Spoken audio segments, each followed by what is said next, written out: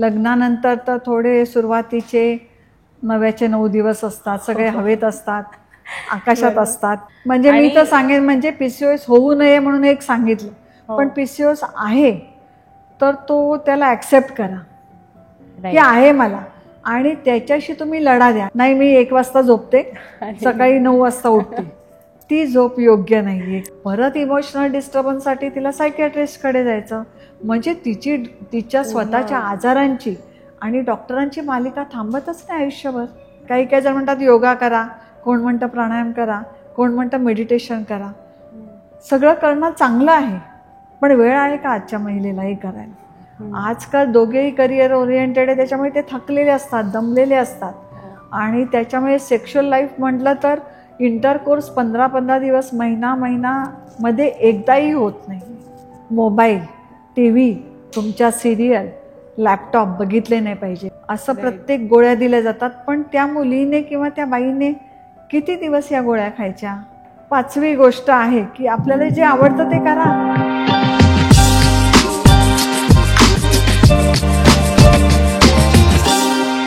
आज आपल्यासोबत doctor Saraswati कंसे ma'am आहेत.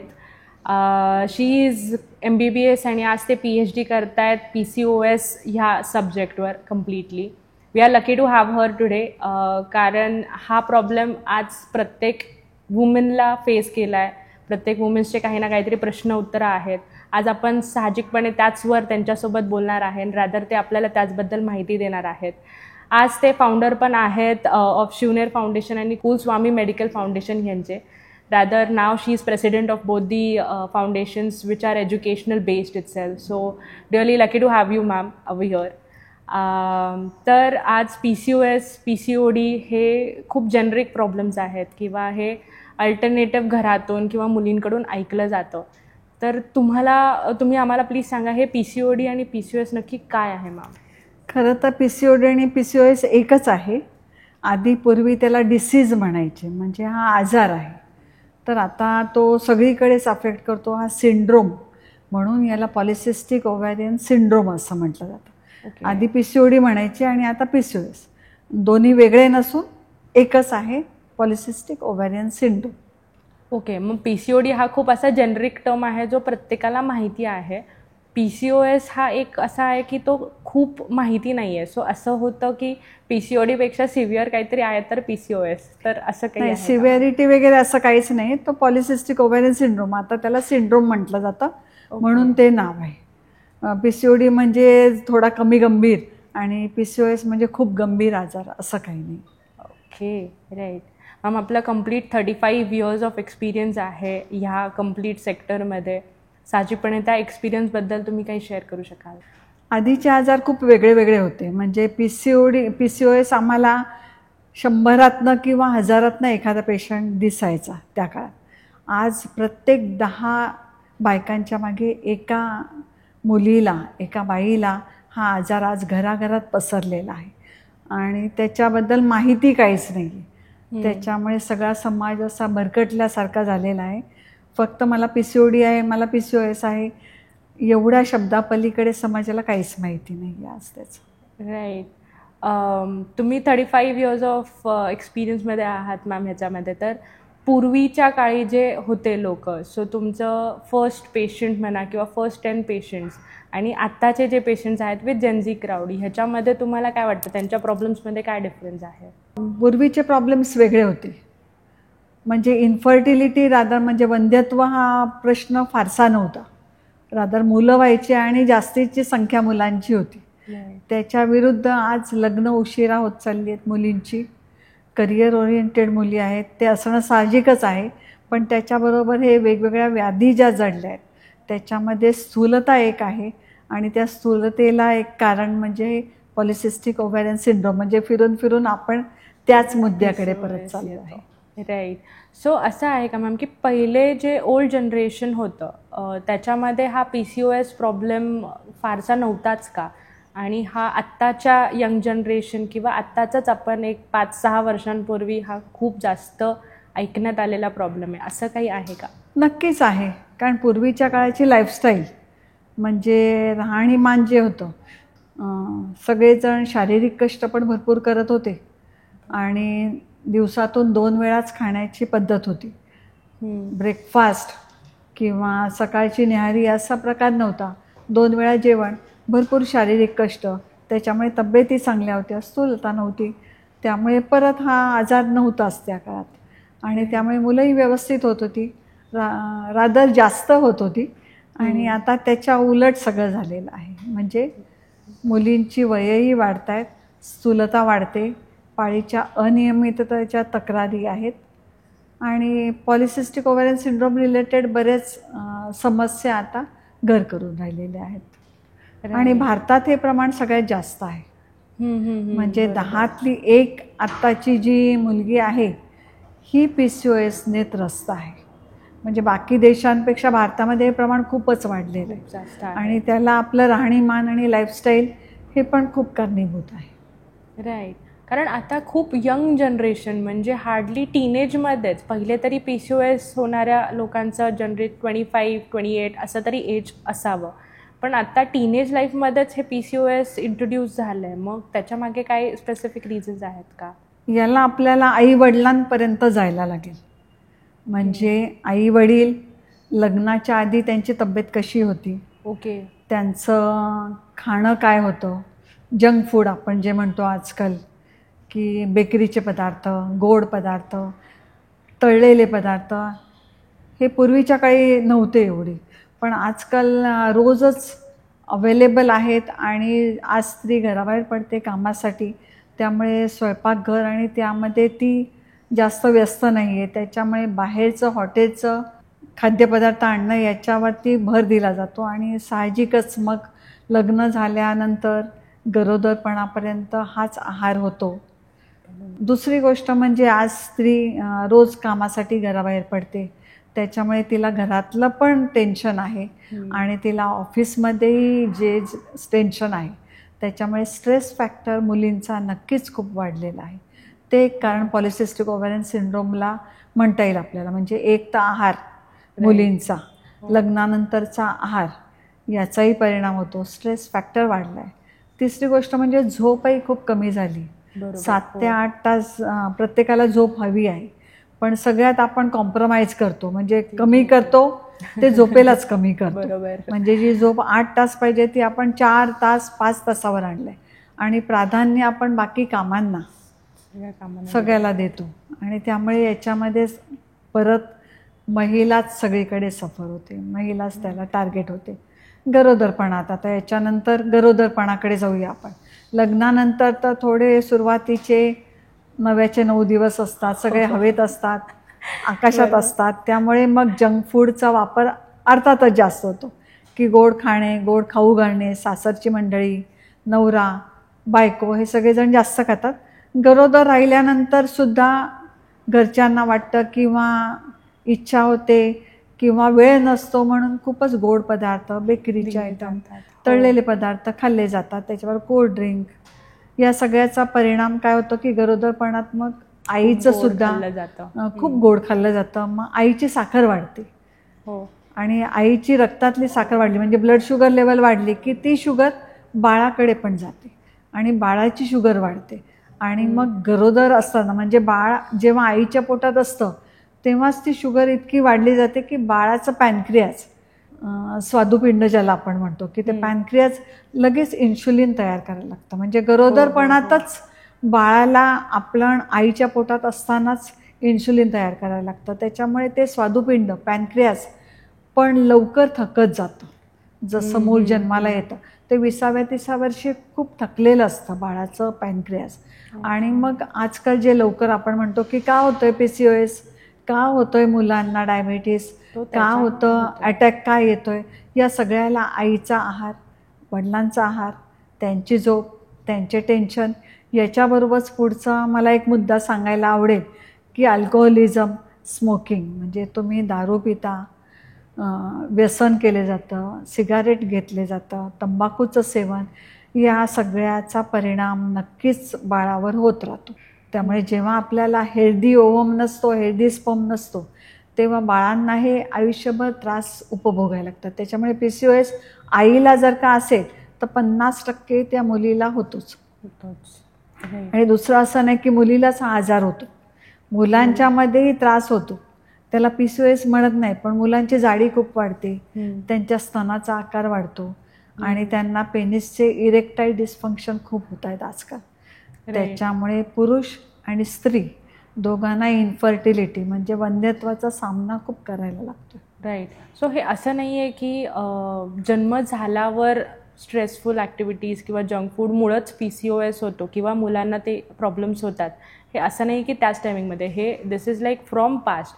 आई वडिलांनी काळजी न घेतल्या किंवा स्मोकिंग ड्रिंकिंग वगैरे जास्त प्रमाणात असल्यामुळं बाळांना होणारा पण हा त्रास असतो. हां, म्हणजे आता याला कारण जेनेटिक पण आहे, म्हणजे आई वडिलांकडनं ज्या क्रोमोझोम्स आपल्याला येतात त्यामुळे एक आहे.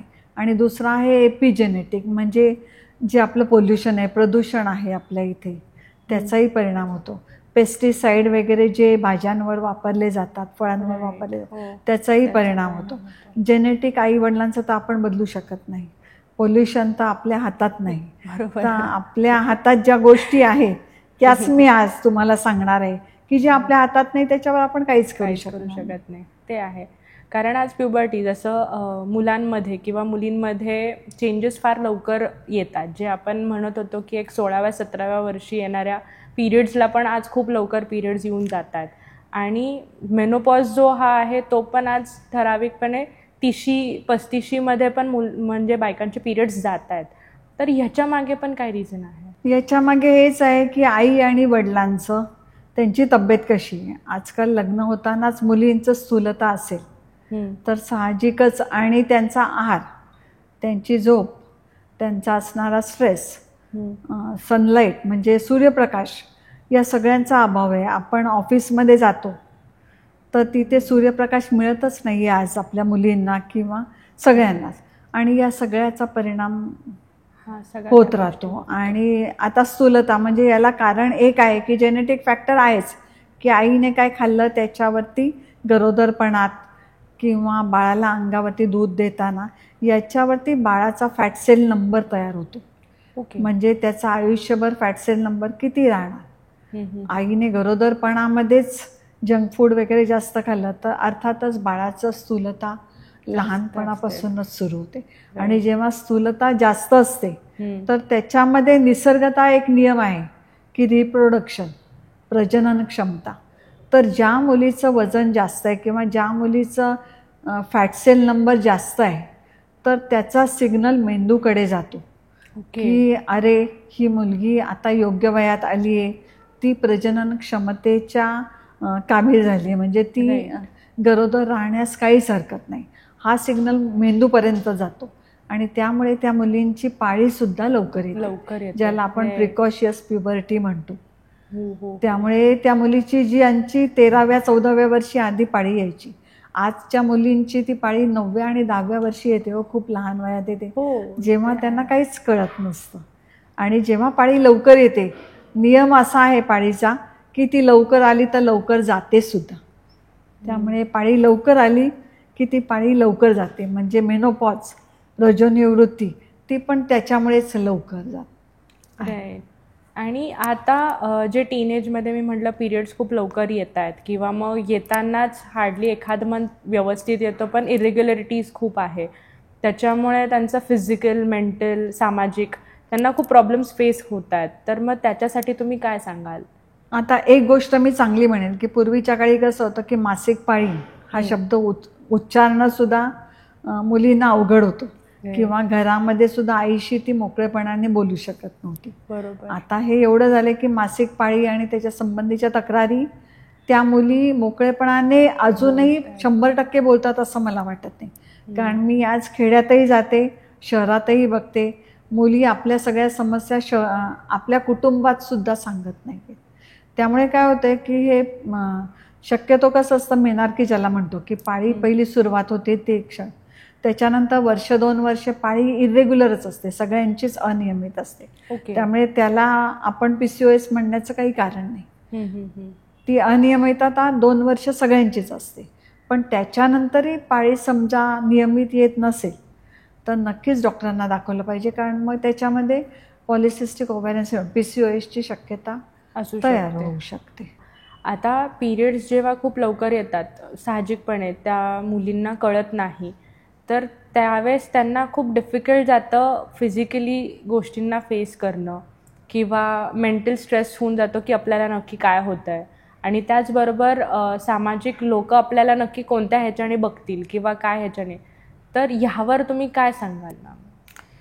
आता हे सगळ्यांमध्येच असतं. एक तर 9व्या-10व्या वर्षी पाळी आली की त्या मुलीला काहीच कल्पना नसते, खेळायचं वय असतं आणि अशा याच्यामध्ये 4 दिवस 6 दिवस, ब्लिडिंग जास्त झालं तर 7-8 दिवस मुलीचे जातात. त्याच्याबरोबर आजकाल पोटात दुखण्याचं, म्हणजे आपण ज्याला डिस्मेनोरिया म्हणतात, तोही खूप त्रास होतो. ब्लिडिंग जास्त होतं. आधीच आपल्या भारतीय मुलींचं हिमोग्लोबिन लेवल खूप असतं, कमी असतं. म्हणजे आयर्न डेफिशियन्सी ॲनिमिया ज्याला आपण म्हणतो, रक्तक्षय, हा आपल्या मुलींमध्ये खूप आहे. आणि रक्तवाढीसाठी काय खावे याची कल्पना आज आपल्या समाजामध्ये नाही. त्याच्यामुळे त्या मुलीला नक्की या सगळ्याचा त्रास होतो. एक तर म्हणजे शारीरिक त्रास होतो, ब्लिडिंग होतं, काही वेळा क्लॉट्स पण पडतात, तर गाठी पडतात, म्हणजे रक्तस्राव जास्त आहे हे लक्षात ठेवलं पाहिजे. आणि असं असेल तर नक्की डॉक्टरांना दाखवून लवकरात लवकर उपचार केले पाहिजे, नाहीतर हा रक्तस्राव जास्त होऊन ती मुलगी खूप ॲनिमिक होते आणि मग सगळीच कमजोरी येते तिचं. म्हणजे शारीरिकरित्या तर ती दुर्बल राहते, पण मानसिकरित्या आणि तिच्या अभ्यासात कॉन्सन्ट्रेशन याच्या सगळ्यावर त्या मुलीच्या म्हणजे टोटल करिअरवरती या गोष्टीचा परिणाम होतो. मार्क्सवरती पण, कारण आपल्याकडे 10वी-12वी म्हणजे म्हणजे त्या बोर्डपेक्षा जास्त करून सामाजिक तो क्राऊडनेस स्ट्रेसफुल ॲक्टिव्हिटी होऊन जाते. आणि सगळं याच पिरियडमध्ये मुलींना जे त्रास आहेत हे सगळ्यात जास्त हे 10वी आणि 12वी या पिरियडमध्येच आहे. म्हणजे मुलगी फिजिकली, मेंटली, सोशली सगळीकडे डिस्टर्ब असते आणि तरी तिला हे 10वी बोर्ड प्रिपरेशन, 12वी बोर्ड प्रिपरेशन, CET, सगळे कॉम्पिटिटिव्ह एक्झाम, सगळ्या करिअरचा पहिला पट्टा. जसं की आपण म्हणलो मॅम, PCOS हा खूप सगळ्या म्हणजे ऑलमोस्ट भरपूर मुलींना होतोय. त्यासाठी खूप पिल्स खाल्ले जातात जेणेकरून रेग्युलर पिरियड्स यावेत किंवा आलेले पिरियड्स व्यवस्थित टाईमवर जावेत. तर त्या ह्या पिल्सचा पुढे जाऊन काही त्याच्यावर इफेक्ट आहे का? आता मी सांगते थोडक्यात आधी की PCOS म्हणजे काय, की याच्यामध्ये मेल हार्मोन खूप वाढतं. मुलींचं फिमेल हार्मोन जे आहे ते इस्ट्रोजेन, तर मुलींमध्ये मेल हार्मोन म्हणजे टेस्टेस्टेरॉन, अँड्रोजेन हे वाढतात. त्याच्यामुळे चेहऱ्यावरती केसांचं प्रमाण वाढतं, केस खूप गळतात, पाळीमध्ये खूप म्हणजे मेन्स्ट्रुएशनमध्ये खूप इरेग्युलॅरिटी होते आणि बऱ्याच मुलींचं स्थूलता पण वाढते. म्हणजे त्याच्यामध्ये 2 प्रकार आहेत, की एक तर आहे की लीन PCOS, म्हणजे बारीक मुलगी असेल तरी तिला PCOS होऊ शकतो. असं काही नाही की ती जाडच असेल, स्थूल असेल तरच तिला PCOS. हे दोन्ही प्रकार आहेत. आणि या सगळ्यामध्ये मग हे सगळं दिसायला लागलं की ही PCOSची लक्षणं आहेत. चेहऱ्यावर जास्त केस गळणे, पाळीची अनियमितता, ते सगळ्याच गोष्टी PCOSमुळे होतं. म्हणजे ते पिल्स आपण जे खातो त्याचे हे साईड इफेक्ट्स साधारण. आणि मग कसं होतं की पाळी येत नाही तिला, 2 महिने येत नाही, 3 महिने येत नाही, मग घरातल्यांना काळजी वाटायला लागते आणि मग डॉक्टरकडे नेलं जातं. साहजिकच कुठल्याही गायनेकोलॉजिस्टकडे नेलं की पहिलं दिलं जातं ते पिल्स, ओरल कॉन्ट्रासेप्टिव्ह पिल्स, म्हणजे 21 गोळ्या तिला दिल्या जातात आणि नंतर पाळी येते. पण या पिलचं काय प्रकार आहे की या पिल जोपर्यंत तुम्ही घेणार तोपर्यंतच पाळी तुमची रेग्युलर येणार. मग तुम्ही पाळी येण्यासाठी किती दिवस या पिल खायच्या? बरोबर. म्हणजे for every year there is pill. मग तुम्हाला केस गळतायत या गोळ्या घ्या, तुमच्या चेहऱ्यावर केस आलेत तर वेगळे. म्हणजे मी थोडी नावं सांगते याच्यामध्ये गोळ्यांची, की पाळी येत नाही तर ओरल कॉन्ट्रासेप्टिव्ह घ्या, तुमचे केस गळतायत तर या गोळ्या घ्या, चेहऱ्यावरती तुमच्या केस आले तर अँटी अँड्रोजन द्या. असे विविध प्रकारच्या गोळ्याच दिल्या जातात आणि मूळ त्याचं कारण काय आहे, म्हणजे कॉज काय आहे हे बघितलं जात नाही.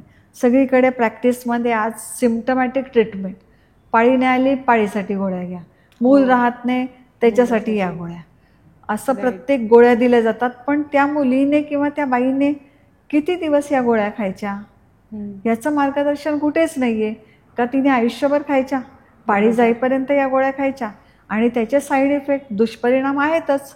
मुळातच PCOS पॉलिसिस्टिक ओव्हॅरियन सिंड्रोममध्ये स्थूलता आलेली असते आणि जेव्हा हे ओरल कॉन्ट्रासेप्टिव्ह म्हणजे 21 दिवसांच्या गोळ्या घेतल्या जातात त्याच्याने हार्मोन डिस्टर्बन्स अजून वाढतं आणि स्थूलता वाढत जाते. म्हणजे आपण एखाद्या दारू पिणाऱ्याला म्हणायचं की तू अजून दारू पितच राहा म्हणजे तू बरा होशील, असं आहे हे त्यांना गोळ्या देण्याचं. मग त्या मुलींना काही मार्गदर्शन नाही, पाळी नाही आली जा डॉक्टरकडे गोळ्या घ्या आणि तुमची पाळी घे. मग हे फक्त तेवढ्यापुरतंच समाधान आहे, हे कारणाला उत्तरच नाही आहे. त्याच्यामुळे मला तर वाटतं हे गोळ्या किती दिवस आणि त्याचे दुष्परिणाम याच्यावरही आज विचार होणं गरजेचं आहे. त्याच्यापेक्षा सोपे मार्ग मी हळूहळू तुम्हाला सांगत जाणार आहे. राईट. आणि आता हे PCOS होऊ नये ह्यासाठी खरं काय करू शकतो? म्हणजे मान्य आहे की योगा करावा, जंक फूड खाऊ नये, ह्या सगळ्या गोष्टी माहिती आहेत, पण तरी पण तो माइंडसेट तिथं कॅच नाही होत. तर मग अशा आमच्यासारख्या लोकांना काय करायला हवं जेणेकरून तो PCOS? मी आधी थोडक्यात PCOSचे कॉम्प्लिकेशन सांगते तुम्हाला. राईट. आणि मग नंतर होऊ नये म्हणून आपल्याला काय करता येईल. कारण आजकाल कसं होतं की मला PCOS आहे हे काही जणांना माहिती, काही जणांना माहितीच नाही आहे की मला PCOS आहे. पिरियड येत नाही, गोळ्या घ्या, पिरियड येतात, पण तो आजार तर थांबत नाही कारण आपण कारणाकडे लक्षच देत नाही आहे. आपण फक्त सिम्पटमॅटिक म्हणजे न्यूमोनिया झाल्यावरती आपण तापाच्या गोळ्या दिल्या, न्यूमोनिया बरा होणार आहे का? तो नाही होणार, तेवढ्यापुरता ताप कमी होईल असं आहे. त्याच्यामुळे मूळ कारणाकडे लक्ष देत नाही तोपर्यंत PCOS बराच होऊ शकत नाही. आणि दुसरं PCOSचे कॉम्प्लिकेशन इतके आहेत म्हणजे तो आजार थांबत नाही, तो हळूहळू शरीर पोखरतच राहतो. याची सुरुवात होते म्हणजे पाळी अनियमित होत राहते, त्याच्यानंतर पुढे जाऊन स्थूलता येते. बऱ्याच मुलींना लीन PCOS आहेच, पण आणि मग स्थूलता असेल, ओबेसिटी असेल तर लग्न व्हायला अडचण.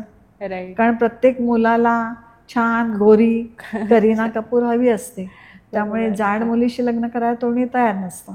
आणि त्याच्याबरोबर इन्शुलिन, आपण हायपर इन्शुलिनेमिया एक होतो, म्हणजे मानेवरती वगैरे काळे वण येतात, थोडं पोटाचा आकार वाढतो. मग अशा मुलीशी लग्न करायला तयार होत नाही, त्याच्यामुळे लग्न उशिरा होतात मुलींच्या. PCOSचं दुसरं कॉम्प्लिकेशन आहे की इन्फर्टिलिटी, गर्भधारणा लवकर राहत नाही कारण तर स्त्रीबीज तयार होत नाही. पाळी इरेग्युलर असल्यामुळे स्त्रीबीज तयार होत नाही, त्याच्यामुळे गर्भधारणा राहत नाही. राहिलं तर मिसकॅरेजेसची संख्या खूप आहे, म्हणजे ॲबॉर्शन खूप होतात. त्याच्यातूनही एखादीची प्रेग्नन्सी राहिली तर तिला पुढे जाऊन जस्टेशनल डायबिटीस म्हणजे गरोदरपणातला मधुमेह होतो, कोणाचं ब्लड प्रेशर वाढतं आणि त्याच्यातूनही ती बिचारी पुढे गेलीच तर तिला मग लवकर प्री टर्म लेबरमध्ये जाते. काही वेळा मूळ जाऊ शकतं, काही वेळा मुलामध्ये व्यंग तयार होतात, हे सगळं. आणि मग ते पुढे जाऊन याच्या पुढे जाते ती, तर मग बाळाला दूध पाजण्यामध्ये वगैरे सुद्धा तिला अडचण येऊ शकते. त्याच्या पुढे गेलीच ती तर तिला डायबिटीस, ब्लड प्रेशर आणि गर्भपिशवीचा कॅन्सर, छातीचे कॅन्सर, म्हणजे ही मालिका कुठे थांबतच नाही PCOSची. आणि दुसरं आहे की तिने कुठल्या कुठल्या डॉक्टरकडे जायचं. पाळी तिची इरेग्युलर आहे त्यामुळे तिने गायनेकोलॉजिस्टकडे जायचं आधी.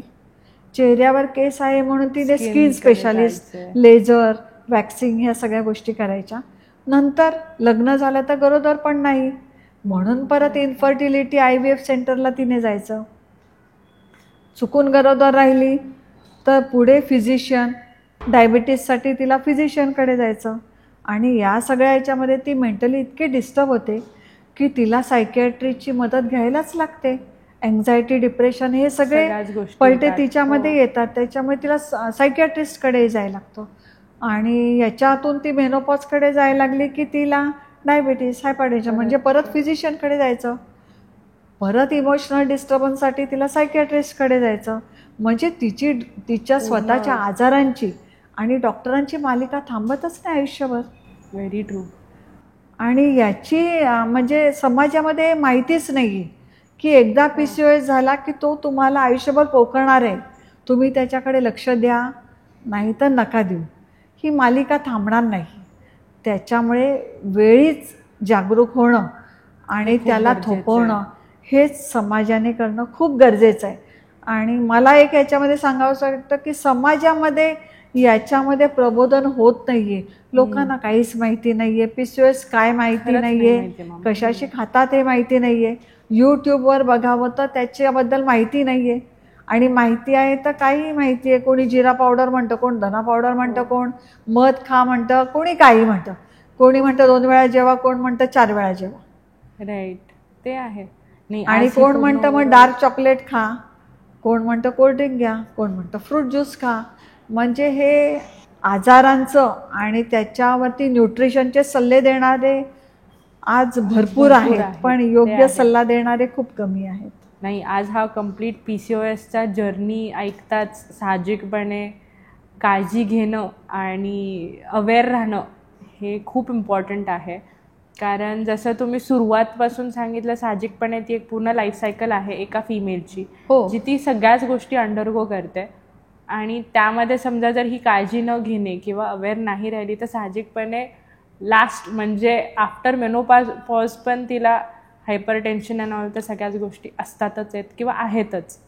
तर नक्कीच काळजी घेणं आणि अवेअर राहणं हेच त्याच्यावरचं एकमेव सोल्युशन आहे जे तुम्ही सांगितलं आहे. साहजिकपणे PCOSची ही पूर्ण सायकल कळाल्यावर तर जेन्युनली असं थोडी भीती वाटली की बापरे, जर हे अवेअरनेस नाही झालं किंवा हे जर गोष्टी वेळेत कळाल्या नाहीत तर साहजिकपणे महिलांना खूप जास्त त्रास आहे पुढे जाऊनही. त्यामुळं त्यांनी काळजी घेणे हेच त्याच्यावर एक छान उपाय आहे. पण हे होऊ नये त्यासाठी काय सांगा ना? म्हणजे आता खूपच वाईट जर्नी ऐकली PCOSची की ती होऊ नये, पण तेच आपण टाळण्यासाठी काय गोष्टी करू शकतो? आता PCOSची वेगवेगळी कारणं आहेत. त्याच्यामध्ये जेनेटिक आहे. हो, आपण आई वडील तर नाही बदलू शकत. बरोबर. एपिजेनेटिक फॅक्टर आहे की जे की पॉल्युशन, प्रदूषण आहे किंवा पेस्टिसाइड आहे, याचा पण आपण वापर रोखू शकत नाही. तर आपल्या हातामध्ये काय काय आहे तर लाईफस्टाईल मॉडिफिकेशन. सरळ सगळे डॉक्टर पण सांगतात की तुम्ही वजन करा. ज्या स्थूल आहेत म्हणजे ओबीज ज्या PCOS आहे किंवा लीन PCOS यांना सुद्धा सांगतात की तुम्ही वजनावरती किंवा आहार लाईफस्टाईल मॉडिफाय करा. अरे पण लाईफस्टाईल मॉडिफाय करायचं म्हणजे काय हे कोण सांगणार? राईट. एक वाक्य लिहिलं जातं डॉक्टरांकडनं की लाईफस्टाईल मॉडिफाय करा, वजन कमी करा. पण ती महिला आधीच इतकी गोंधळलेली असते वेगवेगळ्या डॉक्टरकडे जाऊन, तिला कळतच नाही आता वजन कमी करू मी कसं करू. मग ती वेगवेगळे व्हिडिओ बघते, मग वेगवेगळे उपाय तिला सांगितले जातात, तसे ती प्रयत्न करते बिचारी, मनापासून करते, पण तिला त्याच्यात यश येत नाही. वजन तर काही कमी होत नाही, पाळी तर काही नियमित येत नाही. तर हे सगळं कसं करायचं आहे मी सांगणार आहे. ही खरं तर पंचसूत्री आहे. तर याच्यात सगळ्यात महत्त्वाचा जे रोल आहे, रोल मॉडेल जे आपण म्हणतो की हे PCOS कशामुळे होतं तर हायपर इन्शुलिनिमिया, म्हणजे शरीरातलं इन्शुलिन खूप वाढतं. आणि ते कशाने वाढतं तर पिष्टमय पदार्थ, आपण कार्बोहायड्रेट्स खूप खातो. मी म्हटलं की इंडियन आपल्या फिमेल्समध्ये जास्त आहे. भारतामध्ये का आहे स्त्रियांना आजार जास्त? कारण आपलं खाण्याचं जे कल्चर आहे ते हेच आहे, पोळी भाजी, वरण भात, भाकरी भाजी. मग आपण सगळे कार्बोहायड्रेट्सच खातो, जास्त खातो. हां. आणि आपल्या सण, आता सणांना म्हटलं तर आपण पुरणपोळी, श्रीखंड, गोड खातो. वाढदिवस असले आपण केक, कोल्ड्रिंक्स, वेफर्स. थोडक्यात काय आपण कार्बोहायड्रेट्स खूप खातो. आणि हे सगळे पिष्टमय पदार्थ खाल्ले की आपल्या शरीरातली साखर वाढते, शुगर, ब्लड शुगर. आणि मग ते मॅनेज करायला येतो इन्शुलिन. हे ऑर्केस्ट्राचा मुख्य रोल जे काम करतो आपल्या शरीराचा तो इन्शुलिन आहे. आणि PCOSमध्ये हायपर इन्शुलिनिमिया, जसं नाव सांगितलं त्याप्रमाणेच इन्शुलिन खूप असतं वाढलेलं. त्याच्यात तुम्ही सगळे पिष्टमय पदार्थ खाल्ले म्हणजे आगीमध्ये तेल ओतत राहण्यासारखं आहे. ते वाढतच जातं त्या गोष्टी. मग ते PCOS कधीच तुमचा कंट्रोलमध्ये येणार नाही आणि मग वेगवेगळे परिणाम, दुष्परिणाम तुम्हाला भोगायला लागणार. तर याच्यामध्ये सगळ्यात उपाय आहे की कमीत कमी पिष्टमय पदार्थ खाल्ले पाहिजेत. आणि जे काही बाजारामध्ये अवेलेबल आहे, मॉलमध्ये आहे, सगळीकडे जे पॅकेट ब्रँडेड किंवा ज्याला बारकोड आहे, हे सगळे पिष्टमय पदार्थ आहेत, ते कमीत कमी खाल्ले पाहिजे. नाही खाल्ले तर उत्तम. तर कार्बोहायड्रेट्स कमी खा, ज्याने का PCOSचा तो एक पार्ट झाला ज्याच्याने कार्बोहायड्रेट्स कमी हां, झाले. मग आता बेकरीमध्ये काय आहे, बेकरीमध्ये परत आहे मैदा, पाम ऑइल. पाम ऑइल जनावरांनाही नाही द्यायचं आणि आज माणसं खात आहेत. तर मग बेकरी आयटम्स बंद केले पाहिजेत, की जसं की पाव, ब्रेड, केक. तिसरं हे तळलेले पदार्थ, वेफर्स, चिप्स, राईट. सगळ्या गोष्टी. मग या सगळ्यामध्ये आहे शुगर. एक तर साखर, गूळ. साखर खाऊ नका म्हटलं की लोक म्हणतात मग गूळ चालेल का, मग गुळाचा चहा घेतो, मग गुळाचे पदार्थ खातो. पण जेवढे साखर वाईट आहे तेवढंच गूळ पण वाईट आहे. म्हणजे मग पिष्टमय पदार्थ खायचे नाही, तळलेलं खायचं नाही, बेकरीचं खायचं नाही. आता सगळ्या महिलांना प्रश्न पडेल की मग खायचं काय. बरोबर आहे. भात खायचा नाही. आणि दुसरं कसं झालं की ह्याच्याबरोबर आपली लाईफस्टाईल अशी झाली की आपण शारीरिक कष्ट नाही आहे जास्त. कारण आता हे भाकरी, भाजी, भात असं म्हटलं की लोक लगेच म्हणतील की कोकणातले लोक तर खातात, जपानमध्ये भातच खातात, ते लोक जाड नाही आहेत. पण ते त्याच्याबरोबर ती गोड नाही खात, तळलेला नाही खात. फिजिकल ॲक्टिव्हिटी भरपूर असते, ती आपल्याकडे नाही आहे. म्हणजे पिष्टमय पदार्थ जे आपण आहारात घेतो, आपलं 60 ते 70% ताटामध्ये आपण पिष्टमय पदार्थ, कार्बोहायड्रेट्स खातो, ते कमी केले पाहिजे. मग आता खायचं काय, तळलेलं पण नाही खायचं, कोल्ड्रिंक नाही खायचं. फळाला पण आपण म्हणतो की हेल्दी आहेत, न्यूट्रिशियस आहेत, पण फ्रूट ज्यूस तेवढाच वाईट आहे. कारण फळं खा, पिऊ नका अशी म्हण आम्ही सगळ्यांना सांगतो की don't drink fruit, eat fruit. मग आता हे खाऊ नका म्हटल्यावर ते सगळ्यांना प्रश्न पडणार की खायचं काय. मग आहारामध्ये प्रथिनं वाढवली पाहिजे की प्रोटीन. मग तुम्ही दही खा, तुम्ही पनीर खा जे व्हेज आहे, किंवा दूधही पिऊ शकता तुम्ही, ताक पिऊ शकता तुम्ही. आणि मग प्रथिनाचा, प्रोटीनचा सोर्स आहे की ॲनिमल प्रोटीन. म्हणजे मग अंडी, मटण, चिकन, मासे हा पदार्थ तुम्ही जास्त घ्या. म्हणजे प्रथिना ताटामध्ये 50-60% प्रथिनं ठेवा तुम्ही. आणि प्रोटीन जे येतात ते फॅट बरोबरच येतात. म्हणजे अंडी जरी म्हटलं की it contains protein plus fat, that is cholesterol. मग तुम्ही हे घेऊ शकता. आणि बाकीचा पोर्शन आहे तुमच्या आहारातला, त्याच्यामध्ये तुम्ही भाजी आणि सलाड घेऊ शकता, त्याच्यामध्ये फायबर जास्त आहे. आणि फळं खा, पण सगळ्यांनी फळं खायचं असं नाही आहे. आणि शक्यतो माझ्या PCOSच्या मैत्रिणींना मी सांगेन फळं खाऊ नका. कारण फळं म्हणजे साखर, साखर म्हणजे शुगर आली की ते इन्शुलिन आलंच. आणि तो इन्शुलिन तर आपला शत्रू आहे PCOSचा. त्यामुळे साखर नाहीच खाल्ली पाहिजे. मग तुम्ही आहारामध्ये प्रोटीन आणि फॅट जास्त वाढवा, कार्बोहायड्रेट कमीत कमी खा. हे झालं आहाराचं. कारण आहार हा म्हणजे पेपरचा महत्वाचा 50-60 म्हणजे ज्याला पास व्हायचंय तर महत्वाचा घटक राहील की आहार चांगला राहावा. तर डाएट हे पाहिजे.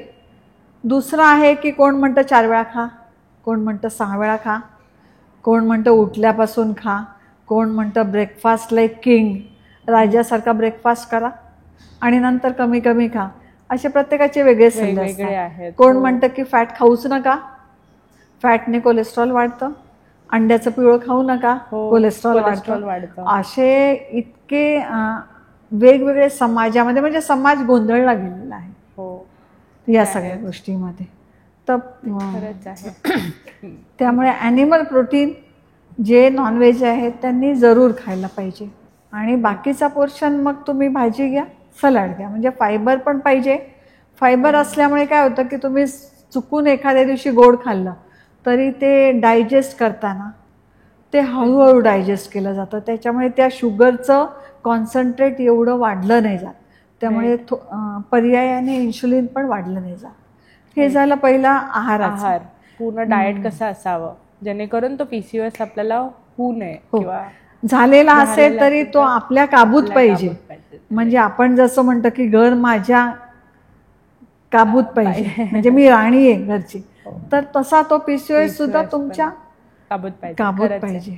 तर आहाराचं झालं. दुसरी झोप. झोपेचा खूप महत्त्वाचा रोल आहे सगळ्यामध्ये. प्रत्येक महिलेला 7 ते 8 तास झोप पाहिजेच. महिला मी म्हणते, कारण PCOS महिलांना होतो, हो पुरुषांनाही तेवढीच झोप महत्वाची. हा खरंच आहे. म्हणजे आता मी PCOS म्हटल्यामुळे मी महिलांकडे जाते. 7 ते 8 झोप पाहिजे. पण आजच्या महिला म्हणजे कसं, त्यांना ऑफिसलाही जायचंय, करिअरही करायचंय, मुलांची शाळा आहे, डबे बनवणे, म्हणजे ती आज देवीच आहे, करणारी गोष्ट म्हणजे देवी आहे. खरंच आहे. म्हणजे ते महिलाची एक सुपर पॉवर आहे. मला यावेळी सांगावंसं वाटतं की सगळ्याच महिलांमध्ये इस्ट्रोजन नावाचा हार्मोन आहे. ओके. हां, मेन हार्मोन आहे महिलेचं, ते आहे इस्ट्रोजन, आणि ते महिलेला सुपर पॉवर बनवतो. म्हणजे एका वेळी अनेक कामं करू शकण्याची ही जी पॉवर आहे, ते ब्रेनमध्ये सेंटर आहे आणि ते इस्ट्रोजनच्या कंट्रोलमध्ये आहे.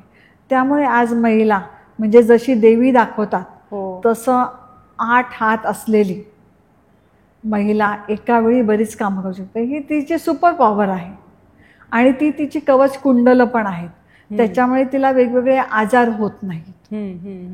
राईट. पण याच्यामध्ये तिने आहारामध्ये गडबड केली, झोपेमध्ये गडबड केली, टेन्शन खूप आले, या सगळ्याचा परिणाम तिच्या सुपर पॉवरला कमी करण्यामध्ये होऊ शकतो. म्हणजे थोडक्यात PCOSला ते वाढवू शकतो. तर 7 ते 8 तास झोप घेतलीच पाहिजे. आणि बरेच जण म्हणतात मी 12ला झोपेन, मी 1ला झोपेन, थोडं मोबाईल बघेन, थोडंसं रील सगळे बघेन, मग झोपेल. पण आपण झोपण्याच्या आधी 2 तास मोबाईल, TV, तुमच्या सिरियल, लॅपटॉप बघितले नाही पाहिजे. कारण त्याच्यातली जी ब्ल्यू लाईट आहे ती संवेदना देते मेंदूमध्ये की आता तू जागी राहायला पाहिजे. त्यामुळे तुम्ही जेवण झालं की 2 तास, म्हणजे एक तर जेव्हा 8 वाजता रात्री आणि 10 वाजता तुम्ही झोपलंच पाहिजे. तर सगळे जे चांगले हार्मोन्स आहेत, आपलं ग्रोथ हार्मोन जे शरीराची रिपेअर करतं, ते ग्रोथ हार्मोन तुम्ही 10ला झोपले तरच तयार होतं. मेलाटोनिन, चांगली झोप येण्यासाठी मेलाटोनिन गरजेचं असतं. असे सगळे चांगले हार्मोन, स्ट्रेस हार्मोन कमी करण्यासाठी 10 वाजताची झोप गरजेची आहे. त्यामुळे तुम्ही मोबाईल, लॅपटॉप, TV, सिरियल याच्यासाठी झोप कॉम्प्रोमाइज करू नका. 10 वाजता झोपा, 5 वाजता उठा, 6 वाजता उठा. ते आहे. आणि मोस्टली सगळे फिमेल्स जर बघितले गेले तर सगळ्यात कॉम्प्रोमाइज करणारी गोष्ट म्हणजे झोप, एवढीच एक आहे. झोप कॉम्प्रोमाइज करता करता सगळ्या गोष्टी. म्हणजे मी मोबाईल अपडेटेड राहिलं पाहिजे, मी सोशल मीडियावर पाहिजे, मी रील केले पाहिजे, जरूर करा, पण 10 वाजता झोपलं पाहिजे. मग तुम्ही पहाटे उठून रील केले तरी चालेल मला. बरोबर आहे. तर 2 गोष्टी मी सांगितल्या. पंचसूत्री जे मी म्हटलं, तर पहिला आहे आहार, दुसरा आहे झोप 7 ते 8, पण रात्री 10 वाजता नाही. मी 1 वाजता झोपते, सकाळी 9 वाजता उठते. ती झोप योग्य नाहीये किंवा ती हार्मोन दृष्ट्या चुकीची झोप आहे. कारण PCOS म्हणजे काय, हार्मोन इम्बॅलन्स आहे. आपल्याला ते हार्मोन सगळे जागेवर आणायचे आहेत. ती झाली झोप. तिसरं आहे स्ट्रेस. स्ट्रेस म्हणजे टेन्शन. आज महिलेला सगळ्या जबाबदाऱ्या स्वतःच घ्यायच्या आहेत. म्हणजे मी स्वयंपाकी पण आहे, मी घरातली सगळी कामं पण करणार आहे, मी मुलांच्यावरती संस्कार करणार आहे, मुलांचा अभ्यास घेणार आहे, मी ऑफिसमध्ये सुद्धा अप टू डेट राहणार आहे, तिथे पण माझं सगळं योग्य मार्गदर्शन, म्हणजे करिअर मी कॉम्प्रोमाइज करणार नाही. नवऱ्यालाही तेवढाच वेळ देणार आहे, आलेल्या पाहुण्यांनाही वेळ देणार आहे. याच्यामध्ये महिला स्वतःच्या आरोग्याकडे दुर्लक्ष करत चालली असं मला वाटतं. म्हणजे जे तू म्हणत होती की पूर्वीच्या काळी महिला सुखी होत्या, करिअर नव्हतं, मूल चूल मूल घर, त्यामुळे ती महिला लवकर झोपत होती. आता महिला उशिरा झोपते. ते आहे. आणि मग ती हार्मोनली इम्बॅलन्स तिथे चालू होतो. त्यामुळे मी सांगेन की तिसरी सूत्रीमध्ये झोप महत्त्वाची आहे. 7 ते 8 तास झोपलं पाहिजे. दुपारची झोप तुम्ही घेता म्हणजे ती चांगली झोप नाही आहे. रात्रीची झोप आणि रात्री 10 ते 11च्या दरम्यान झोपणं ही सगळ्यात चांगली झोप आहे. मला झोप येत नाही म्हणून मी मोबाईल बघते आणि मोबाईल बघते म्हणून मला झोप येत नाही. हे विशियस सायकलमधून आपल्याला अभिमन्यू नाही बनायचं. तर याच्यातून तुम्ही बाहेर यायला पाहिजे. तर पहिला आहे आहार, दुसरे झोप, तिसरा आहे स्ट्रेस. आता स्ट्रेस कसा मॅनेज करायचा हो? प्रत्येकजण म्हणतो टेन्शन बाजूला ठेवा. टेन्शन घेऊ नका, पण हे आपल्या हातात आहे का? नाही. जसं आहार आपल्याला वाटतं की तिकडून मी चालले, मला बेकरीचा वास आला, छान येतो हा बेकरीचा वास, जेव्हा ब्रेड वगैरे बनत असतो वास खूप छान येतो, तेव्हा खाण्याची इच्छा होते. आणि आपलं फूड कल्चरच असं आहे. तर हे तुम्हाला प्रत्येक वेळी बजावायला लागेल की हे माझ्यासाठी विष आहे. म्हणजे PCOS वाल्यांनी तर हे लक्षात ठेवायचं की याने माझी शुगर वाढणार आहे, आणि शुगर वाढली की माझा इन्शुलिन जो मेन हिरो आहे तो परत काम करणार आहे जास्त, आणि मला अजून अजून आजारी करणार आहे. त्यामुळे मला हे खायचं नाहीये. वास आला तरी खायचं नाही. भजींचा तळण्याचा वास आला, वड्याचा वास तळण्याचा आला, आपल्याला लगेच इच्छा होते, तर ते खाल्लं गेलं नाही पाहिजे. स्ट्रेस बस्टर म्हणून आपण खातो ऍक्च्युली, त्याच्यामुळेच आपण की मला टेन्शन आहे, मग बसा टीव्ही पुढे, मग कोण पॉपकॉर्न खाईल, कोण काय खाईल, कोण चॉकलेट खाईल, कोण कोल्ड्रिंक्स घेईल. तर आता या स्ट्रेसला मॅनेज कसं करायचं हा प्रत्येकाला प्रश्न आहे. स्ट्रेस मॅनेज करायचा त्याला 2-3 गोष्टी मी सांगते. एक महत्त्वाचं आहे की सूर्यप्रकाश. सूर्यप्रकाश आपल्याला खूप मदत करतो. सनलाईट आपल्या भारतामध्ये तर तो पूर्ण म्हणजे ओथंबून देतोय तो सूर्यप्रकाश. तो सूर्यप्रकाश आपण घेतला पाहिजे. आणि कुठला सूर्यप्रकाश? काही जण म्हणतात की सकाळी जेव्हा उजाडतो म्हणजे सकाळचं कोवळं ऊन घ्यायला पाहिजे. कोण म्हणतं दुपारच्या उन्हात जा. तर आता आपल्या सगळ्या ऑफिस करणाऱ्या मैत्रिणी आहेत, सकाळी 8 वाजता बिचाऱ्या स्वयंपाक करून निघतात, ऑफिसला 9 वाजता पोचतात, संध्याकाळी 8ला त्या दमून भागून घरी पोचतात. सूर्यप्रकाशाचा संबंध येतच नाही, सनलाईट मिळत नाही. आणि हा सूर्यप्रकाश आपल्याला खूप गोष्टींना मदत करतो. एक तर सूर्यप्रकाश आपलं मिलॅटोनिन म्हणजे झोपेचा हार्मोन तयार करतो, त्यामुळे आपल्याला शांत आणि लवकर झोप येते. दुसरं, सूर्यप्रकाश आपल्याला निगेटिव्ह थिंकिंग पासून बाजूला करतो, म्हणजे वाईट विचार येऊन देत नाही. आपलं कॉन्फिडन्स लेवल वाढवतो. आणि स्ट्रेस बस्टर म्हणून सूर्यप्रकाशात नक्की जा. तुम्ही सकाळी उठले की आपण मोबाईल घेऊन बसतो, त्याच्याऐवजी दारं खिडक्या उघडा, पडदे बाजूला करा आणि एकदा त्या सूर्याकडे बघा, निसर्गाकडे बघा. सकाळचा सूर्यप्रकाश वेगळं काम करतो, दुपारचा सकाळी 10 ते दुपारी 3चा सूर्यप्रकाश वेगळं काम करतो, पण दोघांची गरज आहे. मग ऑफिसमध्ये जरी तुम्ही जात असाल, लंच ब्रेक 1 तासाचा असतो, तुम्ही एक 10-15 मिनिटं बाहेर जाऊन येऊ शकता.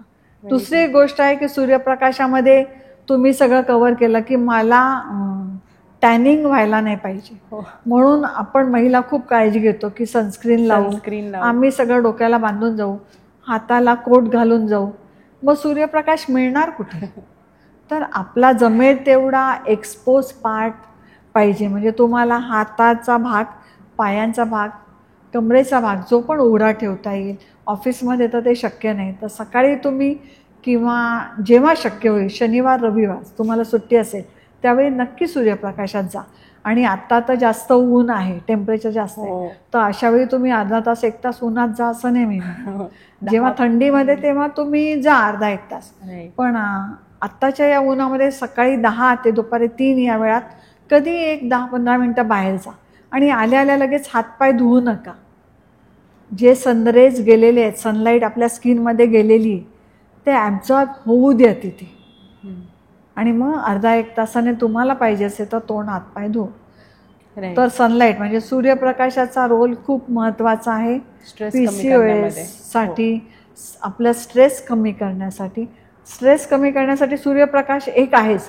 दुसरं आहे तुमची हॉबी, तुम्हाला ज्या गोष्टी आवडतात, मोबाईल सोडू ना, नुसतं मोबाईल रील, याच्या पलीकडे जाऊन ट्रेकला जा तुम्ही, सूर्यनमस्कार करा, कुठलाही व्यायाम एक 10-15 मिनटं केलं, म्हणजे खूप वेळ नसेल 10 मिनटं तरी कुठला एखादा अगदी सूर्यनमस्कार केला म्हणजे सर्वांग सुंदर व्यायाम. तोही करू शकता, पळू शकता, स्किपिंग करू शकता. अगदीच नाही जमलं तर घरामध्ये जिना असेल तर 2-3 पायऱ्या चढ उतार एक 10-15 मिनटं करा.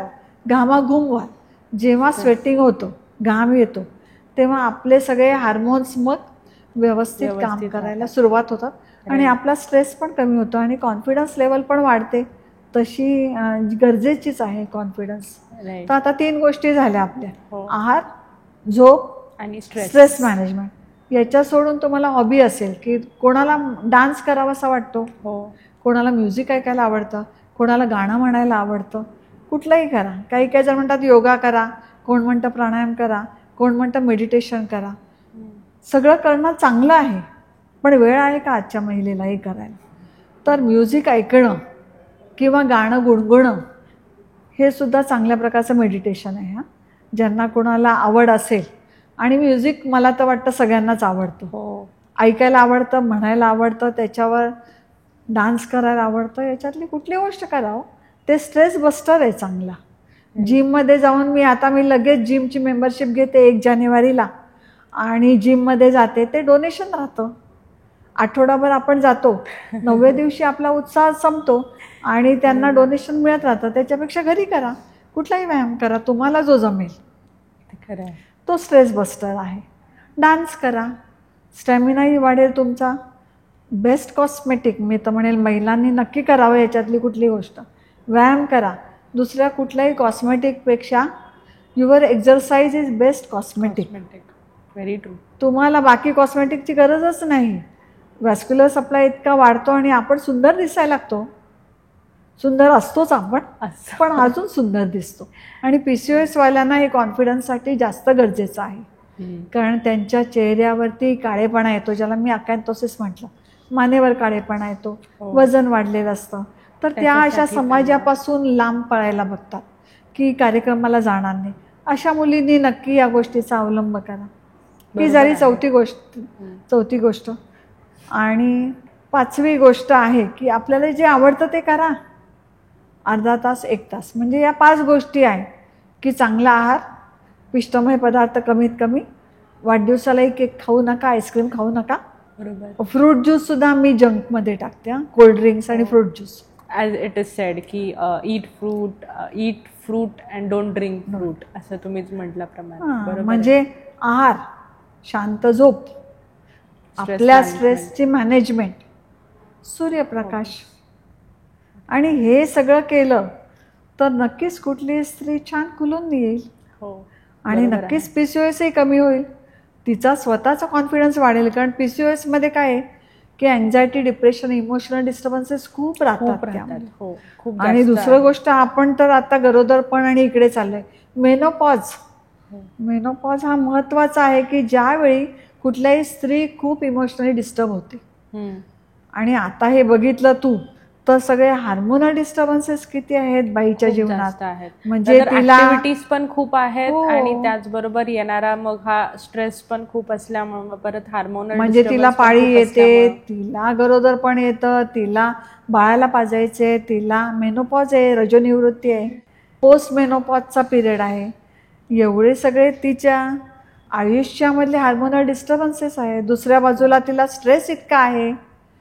तिला आई वडिलांचं घर, नंतर सासरमध्ये फरक आहे, नंतर होणारी मुलं, त्यांची काळजी, परत टेन्शनमध्ये आहे. मेनोपॉजला तिला वेगळंच टेन्शन आहे. पोस्ट मेनोपॉजला मी दुर्लक्षित आहे किंवा माझ्या हातात सत्ता नाही म्हणून वेगळंच रिकामेपण आहे. म्हणजे हार्मोनल डिस्टर्बन्स आहे, स्ट्रेस आहे, शारीरिक कष्ट आहे, राईट. आणि स्वतःच्या आरोग्याकडे वेळ द्यायला तिला वेळच नाही आहे. मग याचं ज्वलंत उदाहरण म्हणजे PCOS आहे. हे सगळं एकत्रित आहे तिच्यामध्ये. बरोबर. मॅम, आता असं म्हणतात की PCOS ज्यांना आहे, म्हणजे लग्न अगोदर जर PCOS असेल तर साहजिकपणे लग्न व्हायला तर डिफिकल्टीज येतातच, पण एकदा लग्न झालं तरी सेक्शुअल लाईफ पण तेवढी हेल्दी राहत नाही, किंवा त्याचबरोबर मग साहजिकपणे प्रेग्नन्सीचे प्रॉब्लेम्स खूप येतात आणि मग हे IVF treatments, which is like अजूनही ते खूप डिफिकल्ट ट्रीटमेंट्स आहेत. ह्या सगळ्या गोष्टी पण तिला म्हणजे अनुभवावे लागतात. तर त्याचा अजून पुढे जाऊन काय अफेक्ट होतो का त्याच महिलेला? आता PCOS, मी म्हणेन की PCOSचा नक्कीच सेक्शुअल लाईफवर परिणाम होतो. महिलांमध्ये मी म्हटलं की PCOS म्हणजे लेडीजमध्ये, आणि जेंट्समध्ये मी म्हटलं की ओबेसिटी आणि इरेक्टाईल डिस्फंक्शन. म्हणजे थोडक्यात या हार्मोनल डिस्टर्बन्स, म्हणजे महिलांमध्ये पुरुषाचे हार्मोन वाढतात टेस्टेस्टेरॉन, आणि पुरुषांमध्ये महिलांचा हार्मोन वाढतं इस्ट्रोजन.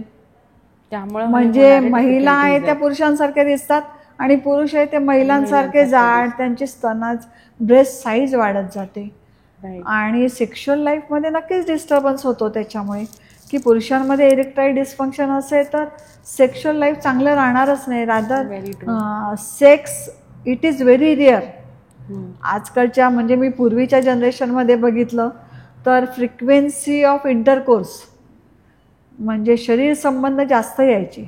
आजकाल दोघेही करिअर ओरिएंटेड आहे, त्याच्यामुळे ते थकलेले असतात, दमलेले असतात आणि त्याच्यामुळे सेक्शुअल लाईफ म्हटलं तर इंटरकोर्स 15-15 दिवस, महिनामध्ये एकदाही होत नाही. आणि लिबिडो म्हणजे लेडीजमध्ये मी सांगेन की ज्यांना PCOS आहे किंवा स्थूलता आहे त्यांच्यामध्ये लिबिडो म्हणजे शरीर उत्तेजन किंवा सेक्सविषयी अट्रॅक्शन किंवा सेक्स गरजेचं आहे, हे सगळं कमी होत चाललेलं आहे. राईट. आणि त्यामुळे मग सेक्शुअल लाईफ एन्जॉय होत नाही, त्यामुळे अजून टेन्शन आणि स्ट्रेस राहतो. आणि सेक्शुअल लाईफ एन्जॉय होत नाही, सेक्स होत नाही, त्याच्यामुळे इन्फर्टिलिटी होते. म्हणजे ते विशियस सायकलमध्ये दोघंही गुरफटून जातात. Very true. आणि त्याच्यामुळे मग परत हे ट्रीटमेंट्स, मग ते ट्रीटमेंट, मग IVF घ्यायला जा. मग IVF ट्रीटमेंट काय सोपी आहे का? नाही, खूप खर्चिक आहे. ते ओव्ह्युलेशन बघायचं म्हणजे स्त्रीबीज तयार होतं की नाही हे बघायचं म्हटलं तरी तेवढ्या वेळा रेडिओलॉजिस्टकडे जाणं आलं, तेवढ्या वेळा पैसे देणं आलं आणि तेवढ्या वेळा आता नाही तयार झालं, माझं ओव्ह्युलेशन झालं नाही, त्याच्यामुळे येणारी निराशा हे खूप म्हणजे त्याच्यामुळे राहणार असेल ना गर्भधारणा ती राहत नाही, हा माझा सल्ला आहे. कारण IVF सेंटरला गेलं की ही सगळी मालिका चालू राहते, हार्मोनल ट्रीटमेंट राहतात, ओव्ह्युलेशन स्टडी राहतं, त्यामुळे ती महिला किंवा रादर ते कपल फुल स्ट्रेसफुल असतं. त्यामुळे माझ्याकडे आलं तर मी पहिला सल्ला देते की आधी रिलॅक्स राहा. ती तुमची पाळी येऊ न येऊ, गर्भधारणा राहू न राहू, पण आधी तुम्ही रिलॅक्स राहा. कारण त्याच्यामुळे तो एक मोठा स्ट्रेस आहे IVF करणं. आणि IVF मध्ये मग हे इंजेक्शन्स, हार्मोन इंजेक्शन्स, रेडिओग्राफी, तुम्ही ओव्ह्युलेशन झालं का नाही बघणं, आणि ओव्ह्युलेशन नाही झालं, अरे बापरे आले माझे मेन्सेस, मग येणारं इमोशनली म्हणजे इतकी ती डिप्रेस होते. अशा मी भरपूर महिला बघितल्या आणि मला वाईट वाटतं की जेव्हा IVF ला जातात म्हणजे यश येण्याच्या ऐवजी अपयशच जास्त प्रमाणात आणि त्या IVF मुळे बऱ्याचदा मिसकॅरेजेस होतात. आणि कन्सीव्ह होऊन व्यवस्थित प्रेग्नन्सी राहिली असं होत नाही आणि ते बाळ व्यवस्थित राहील याची गॅरंटी नाही. त्यामुळं अबॉर्शन खूप जास्त वाढलेले आहेत.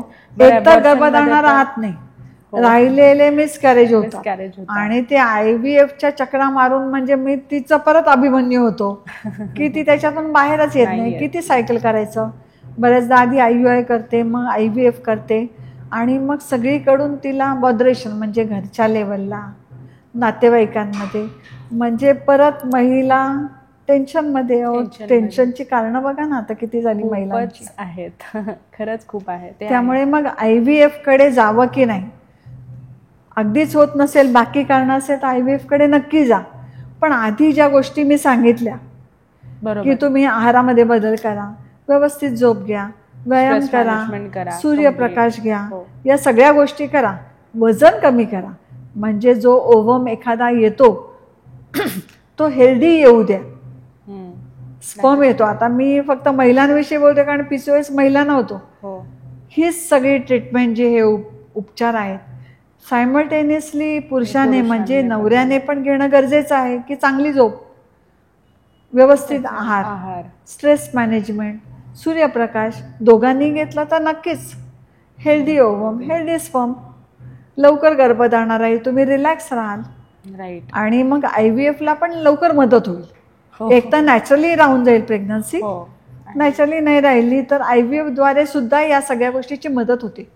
नाहीतर स्थूलता एक प्रेग्नन्सी न राहण्याचं इन्फर्टिलिटीचं महत्वाचं कारण आहे. मग ते फक्त स्त्रीची नाही बरं का, ओबेसिटी पुरुषाची पण, म्हणजे couple together they have to work. ते आहे. आणि आपण व्यसनांचं सांगितलं का की अल्कोहोल आणि स्मोकिंग, ज्यांना कोणाला गर्भधारणा किंवा प्रेग्नन्सी, प्री प्रेग्नन्सी ट्रीटमेंटमध्ये दोन्ही कपलने डॉक्टरकडे जाऊन काय काय बदल करायचे आपण, आहारात काय बदल, आपल्या हॅबिट्स हॅबिट चेंज झाला पाहिजे, स्मोकिंग बंदच केलं पाहिजे, अल्कोहोल बंदच केलं पाहिजे. आपल्याला जर का पुढची येणारी प्रजा किंवा आपलं येणारं आता अपत्य म्हणजे मूल आपण काही 4-4 होऊन नाही देत आजकाल, एक नाही तर 2, तर ते निरोगी पाहिजेच, बुद्धिमत्ता चांगली पाहिजेच, इंटेलेक्च्युअली स्ट्रॉंग पाहिजेच, पण हेल्दी तर पाहिजे हो. नुसतं इंटेलेक्ट आहे तर पण तो निरोगी नसेल तर उपयोग नाही त्याचा. बरोबर, परत त्यांना पण तो त्रास. अर्थातच की प्री प्रेग्नन्सी असताना खरंच ही काळजी घेतली पाहिजे. No smoking, no drinking. ते अल्टिमेट परत स्ट्रेस मॅनेजमेंट केलं तर साहजिकपणे या सगळ्या गोष्टी टाळू शकतो माणूस. तर तुम्ही जे 5 गोष्टी सांगितल्या विच इज व्हेरी इम्पॉर्टंट, की डाएट नीट झालं, झोप नीट झाली, स्ट्रेस मॅनेजमेंट झालं तर साहजिकपणे ड्रिंकिंग कमी होईल, स्मोकिंग कमी होईल. आणि अल्टिमेटली सनलाईट. त्यामुळे अल्टिमेटली येणारी जे मूल आहे किंवा येणारं जे व्यक्ती आहे ते निरोगी आपण तरी स्वतः जन्म घालू शकतो. नाही तर मग 20व्या वर्षी डायबिटीज झाला आणि 25व्या वर्षी हार्ट अटॅक आला. असं कसं झालं? पूर्वी होत नव्हतं, कारण पूर्वीच लाईफस्टाईल वेगळी होती, आहाराची पद्धत वेगळी होती. एवढ्या बेकरी नव्हत्या तेव्हा, एवढे मॉल नव्हते, आणि मॉलमध्ये गेल्यावरती आपण आधी कोल्ड्रिंक्स, बिस्किट्स सगळंच खातो, हे सगळं जंक घेतो. म्हणजे थोडक्यात मी सांगेन की तुम्ही पॅकेटेड, मार्केटेड, ब्रँडेड काही घेऊ नका, घरची पोळी भाजी नक्की खा. राईट. आता मेनोपॉज जो आपण म्हणतो की जसं आपण म्हटलो की पिरियड्स लवकर येत आहेत, लवकर जात आहेत, त्याच्यामध्ये परत हा जर PCOS झाला तर त्याच्यामधला हा खूप फिजिकली मेंटली जो त्रास होतो तो, त्याचप्रमाणे आता परत मेनोपॉज येतो. तर मेनोपॉज येताना किंवा झाल्यावर महिलांची खूप चिडचिड होते, रादर बिहेवियर खूप कम्प्लिटली बदलतं. तर तुम्ही काय सांगू शकाल की मेनोपॉज झालाय एखाद्या व्यक्तीला ते कसं कळेल, आणि त्याचबरोबर तिच्यासोबत राहणारी फॅमिलीला तुम्ही काय एक मेसेज द्याल? आता लवकर पाळी आली म्हणजे लवकर जाते मेनोपॉज आपण म्हटलं तर ते मेनोपॉज स्लोली असतो, म्हणजे 1-2 वर्ष घेतो.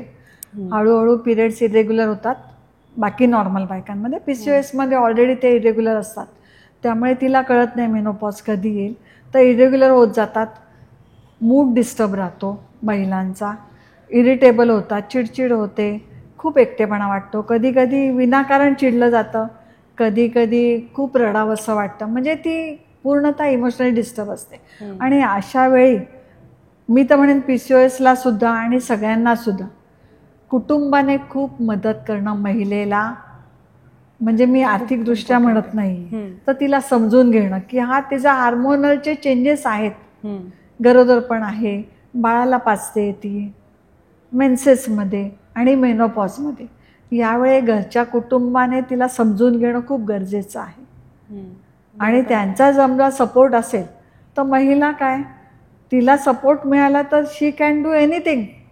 राईट. हो, त्यामुळे तिला मदत करा, समजून घ्या. ती चिडते म्हणून तुम्ही डबल चिडू नका, किंवा ती चिडते तर तिच्याकडे दुर्लक्ष करा, ती अशीच आहे चिडणारी, असं दुर्लक्ष करून घेऊ नका. तिला समजून घ्या आणि तिला जाणवेल असं, म्हणजे आपण काही बोलत नाही, आपण बोललोच नाही, तिला कळणार नाही की समजून घेतायत तुम्ही. तर तो तिला सपोर्ट किंवा मदतीचा हात पुढे करा जेव्हा तिला गरज असते. गरोदरपणात तिला गरज असते, बाळ पाजताना तिला रात्री रात्री जागरण करायला लागतात.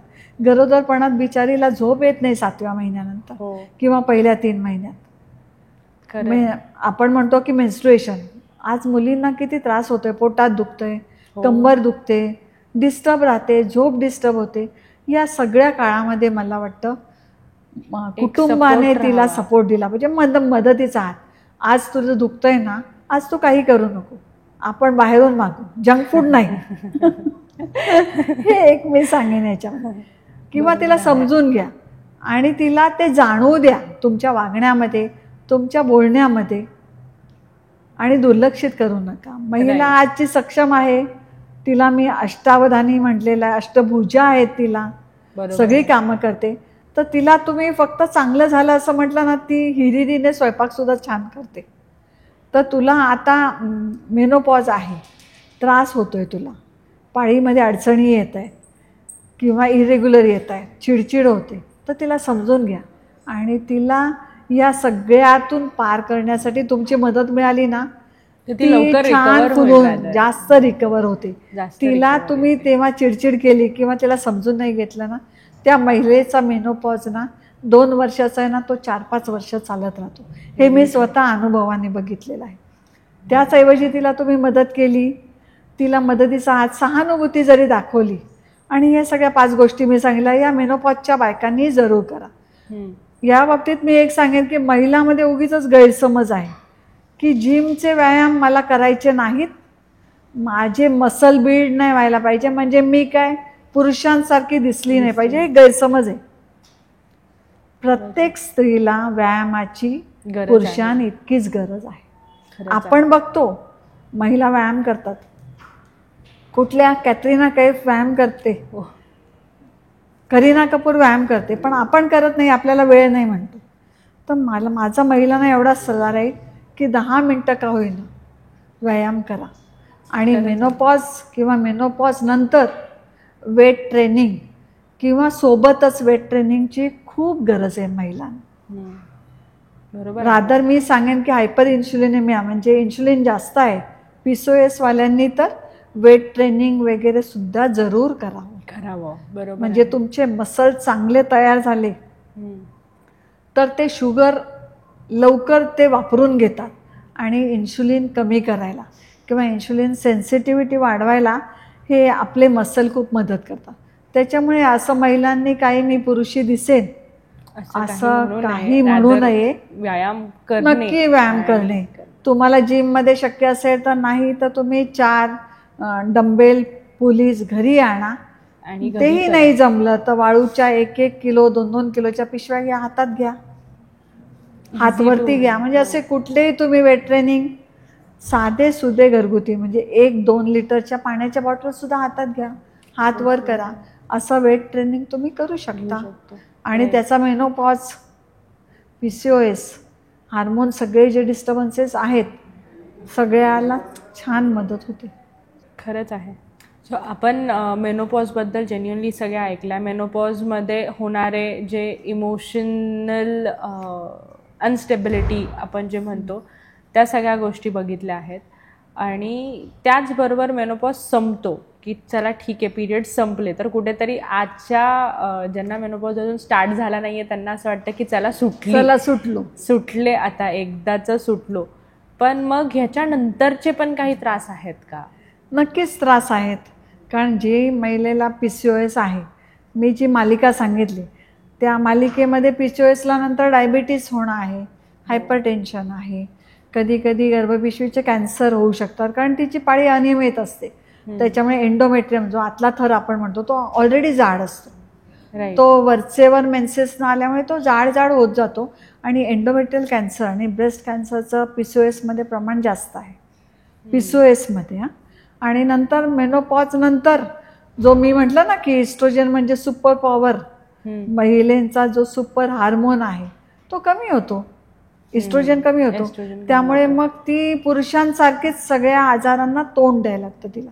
म्हणजे तिची डेअरी वाढेल, तिचं डायबिटीस वाढेल, नसेल तर तो चालू होईल, हायपरटेन्शन चालू होईल, म्हणजे सगळे हाडांमधलं कॅल्शियम कमी होईल ज्याला आपण ऑस्टिओपोरोसिस म्हणतो, हाडं ठिसूळ होतात. आणि मग कधीतरी थोड्या अंतरावर पडलं की मग फ्रॅक्चर्स. म्हणजे ही मालिका मेनोपॉज नंतरही थांबत नाही. आणि काही काहींना पोस्ट मेनोपॉझल ब्लिडिंग होतं, म्हणजे मग कॅन्सरची सुरुवातही होऊ शकते. म्हणजे ही मालिका मेनोपॉज नंतर प्रत्येक स्त्रीच्या आयुष्यात आहे. त्याच्यामुळे आपल्याला आपले हार्मोन्स व्यवस्थित ठेवणं खूप महत्त्वाचं आहे. आणि त्यासाठी तुम्ही सांगितल्याप्रमाणे बेसिक काही खूप इम्पॉर्टंट गोष्टी आहेत, ही पंचसूत्री ते फॉलो केलं तर साहजिकपणे ही पूर्ण सायकल आपण टाळू शकतो. आहार, झोप, व्यायाम, स्ट्रेस मॅनेजमेंट आणि सनलाईट कम्प्लिटली. व्यायाम विसरायचा नाही. हा एक्झरसाइज आपल्याला नक्की menopause, pre menopause, post menopause, म्हणजे तुम्हाला तरुण दिसायचे. मेनोपॉज नंतर काय होतं बऱ्याच स्त्रियांना की त्यांच्या शरीरातलं इस्ट्रोजन कमी होतं, त्याच्यामुळे सुरकुत्या, रिंकल्स येणं किंवा म्हातारं दिसणं, ड्राय स्किन होणं, केस गळणं, हे सगळं. आणि आजच्या स्त्रीला कसं मी तरुण राहावी आणि मी चिर सुंदर तरुण राहावी. दिसावी. हे आहे ना, तर मी नक्की सांगेन की मेनोपॉज नंतरही तुम्हाला तरुण राहायचं ना, नक्की राहणार. कशाने राहणार? एक तर आहार, झोप, स्ट्रेस मॅनेजमेंट आणि व्यायाम करावं. महिलांचं व्यायामाकडे खूप दुर्लक्ष होतं. या सगळ्या अष्टावधानी कार्यक्रमामध्ये व्यायामाकडे दुर्लक्ष होतं. तर नक्की वेट ट्रेनिंग करा आणि मेनोपॉज नंतर तर त्याची खूप गरज आहे. बरोबर. आणि प्रोटीन आणि फॅट म्हणजे प्रथिन आणि फॅट हे आहारात घेणं. म्हणजे आता मी म्हातारी झाले मेनोपॉज नंतर आणि मला काही गरज नाहीये. मुलांना तुम्ही खा आणि नातवंडांना तुम्ही खा असं नाही, मलाही तेवढीच गरज आहे. बरोबर आहे. त्याच्यामुळे नक्कीच प्रोटीन फॅट घ्या आणि नक्की छान व्यायाम करा. तर ह्या सगळ्या सायकल पासून दूर राहू शकतो. हो. आणि तुम्ही चिर तरुण राहणार. आपण जे वाचतो की 90व्या वर्षी मॅरेथॉन घेतला गेलं, कसं गेलं? तुम्ही मसल डेव्हलप करायला पाहिजे. नाही तर म्हातारपण म्हणजे सार्कोपेनिया, म्हणजे सगळ्यांचेच मसल हळूहळू वीक होत जातात, अशक्त होत जातात. ते महिलांमध्ये जास्त होतात मेनोपॉज नंतर. आणि तुम्हाला जर का आपले मसल चांगले दिसले पाहिजे, म्हणजे असे आम्हाला शॉर्ट कपडे घालायचे सिवलेस, पण तुमचं असं तुलतुलीत ओबेज हात दिसत असेल तर ते छान दिसत नाही. म्हणजे तुम्ही घालू शकता, म्हणजे बॉडी शेम पण आपण म्हणतो, पण आपले मसल पण चांगले दिसले पाहिजेत. आणि ते नक्की वेट ट्रेनिंग ज्याला म्हणतो आपण रेझिस्टंट ट्रेनिंग. एक तर तुमच्या बॉडीचं तुम्ही करा ट्रेनिंग, बॉडी वेटने करा. म्हणजे जसं सूर्यनमस्कार, पुशअप्स, स्क्वॅट, लंजेस बॉडी वेटने करा. ज्याला आपण म्हणतो जोर बैठका, सूर्यनमस्कार ते करा, किंवा ते वजनं घेऊन करा. या दोन्हीचा नक्की फायदा होतो आणि तुमचे मसल चांगले राहतात. आणि जेव्हा तुमचे स्नायू चांगले राहतात ना, तेव्हा तुम्ही तरुण राहता. बरोबर दिसता पण. कारण मी सांगितलं ना, व्यायाम हा बेस्ट कॉस्मेटिक फॉर फिमेल्स आहे. म्हणजे मेलना पण आहे, पण आता आपण स्त्रियांवरती फोकस केलेला आहे आज. Very true. तर ते पोस्ट मेनोपॉज नक्की व्यायाम करा. आहाराचं हे पथ्य पाळा. तुमची हाडंही चांगली बळकट राहतील. हाडं बळकट कशाने राहतात? स्नायू बळकट राहिले की हाडं बळकट. बरोबर आहे. आणि त्याला रक्तपुरवठा चांगला होतो. तुमचे हाडं चांगले राहिले, ठिसूळ नाही राहिले, तर तुमचे फ्रॅक्चर्स होत नाही. Very true. ते सगळ्या शेवटी दॅट इज अ सायकल. त्या सायकलमधली जर काळजी जे आहेत ती काळजी घेतली तर बरोबर आपण त्या सायकलमध्ये पडणार नाही. आणि साहजिकपणे काळजी घेणे आणि नियमितपणे तुम्ही सांगितलेल्या गोष्टी ज्या आहेत ते फॉलो केले तर नियमित PCOS व्यायाम नियमित करायला पाहिजे. तुम्ही म्हणजे रोज 30 मिनिटं धरलं तर 5 दिवस केला तरी चालतो. तुम्हाला ऑफिसमुळे शक्य नसेल तर शनिवार रविवार करा तुम्ही. बरोबर. सूर्यप्रकाश जास्तीत घ्या. शनिवार रविवार ट्रेकला जा, निसर्गात जा. निसर्गासारखा दुसरा चांगला दोस्त नाहीये. ते आहे. आपल्या स्ट्रेस बस्टरला निसर्ग छान मदत करतो. नक्की जा, ट्रेकला जा.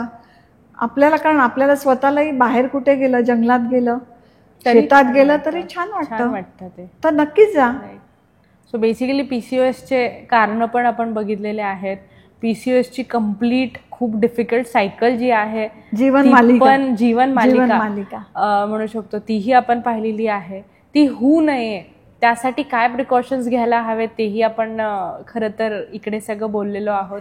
म्हणजे मी तर सांगेन, म्हणजे PCOS होऊ नये म्हणून एक सांगितलं, पण PCOS आहे तर तो त्याला ऍक्सेप्ट करा की आहे मला, आणि त्याच्याशी तुम्ही लढा द्या. आणि लढा द्यायला हे पंचसूत्री वापरा. नक्की तुम्ही छान लढा द्याल. तुमचे पिरियड इरेग्युलर राहतील, तुम्हाला व्यवस्थित मूल होईल. हे बाकीचं डायबिटीस, ब्लड प्रेशर वगैरे सगळे लांब पळतील तुमच्यापासून, आणि तुमची मग जीवनाची लढाई तुम्ही नक्कीच जिंकणार. बरोबर, ते आहेच. मला मेनोपॉज तरी चिंता नाही, गेला मेनोपॉज तरी चिंता नाही. सो ही पूर्ण प्रोसेस ऐकताच जेन्युअनली PCOS काय आहे आणि PCOD आणि PCOS हे वेगळे नाही आहेत हे आज कळालं, खरं सांगू तर. नाहीतर प्रत्येक वेळेस माहिती होतं की PCOD झालं आहे किंवा कोणाला PCOS झाला आहे, पण आज खरं तर क्लिअर झालं की हे दोन वेगळे टर्म्स नसून PCOS हेच एक टर्म आहे. रादर त्याचेच आपण प्रिकॉशन्स घेतली पाहिजे, कशी घेतली पाहिजे, या सगळ्या गोष्टी आज तुम्ही इथे सांगितलेल्या आहेत. पूर्वी अशी होती जनता की त्यांना सांगू शकत नव्हते, फिमेल्स ते ओपनली बोलू शकत नव्हते, ही गोष्ट ओपनली डिस्कस करू शकत नव्हते, आणि त्यामुळे त्यांचे जे प्रॉब्लेम्स आहेत ते कधी कळाले नाहीत. पण आज तुमचे तुम्ही आहात, गायडन्स मिळतोय, त्यामुळे असं खूप ओपनली डिस्कशन होतं आणि नंबर ऑफ फिमेल्स असे खूप अवेअर होत आहेत ह्या सगळ्या गोष्टींबद्दल. तर खरंच थँक्यू सो मच मॅम. आज खूप गोष्टी बोललोत आपण, खूप गोष्टी आपल्याला समजल्या, काही गोष्टी खूप नवीन होत्या आणि त्याचबरोबर आज तुम्ही ज्या पद्धतीने एकदम सोप्या सरळ भाषेत सगळ्या गोष्टी सांगितल्यामुळं ती गोष्ट खूप लक्षात राहणारी आहे किंवा त्या गोष्टींवर नक्की काय झालं पाहिजे, काय केलं पाहिजे, ह्या सगळ्या गोष्टी नक्की कळत आहेत. त्यामुळं थँक्यू सो मच मॅम. आज तुम्ही एवढा वेळ काढून आलात आणि या सगळ्या गोष्टी आज आमच्यापर्यंत आलेल्या आहेत. रादर PCOS बद्दलची डिटेल्ड माहिती आपल्याला आलेली आहे. स्ट्रेस मॅनेजमेंट कसं करावं, डाएट कसं मेंटेन करावं, या सगळ्या गोष्टी आज आपल्याला मॅमने सांगितलेल्या आहेत. त्यामुळं थँक्यू सो मच मॅम. नक्कीच सगळेजण खूप अवेअर राहतील, काळजी घेतील ह्या ह्याच्याप्रमाणे, म्हणजे PCOS कधी होणार नाही किंवा झालेल्या लोकांना एक्सेप्टन्स रेशो पाहिजे, जेणेकरून त्याच्यावर तुम्ही लढा द्या, असं जसं मॅम म्हटलेल्या आहेत. तर साहजिकपणे ह्या सगळ्या गोष्टी आपण करूयात, जेणेकरून PCOS कधी होणार नाही आणि झालेल्या लोकांना लवकर रिकवर होईल. आणि ह्याच गोष्टी आपण कन्क्लूड करूयात आजचा पॉडकास्ट. तर थँक्यू सो मच मॅम. आज तुम्ही वेळ काढून इथे आलात आणि एवढी सुंदर माहिती आम्हाला दिलीत. थँक्यू.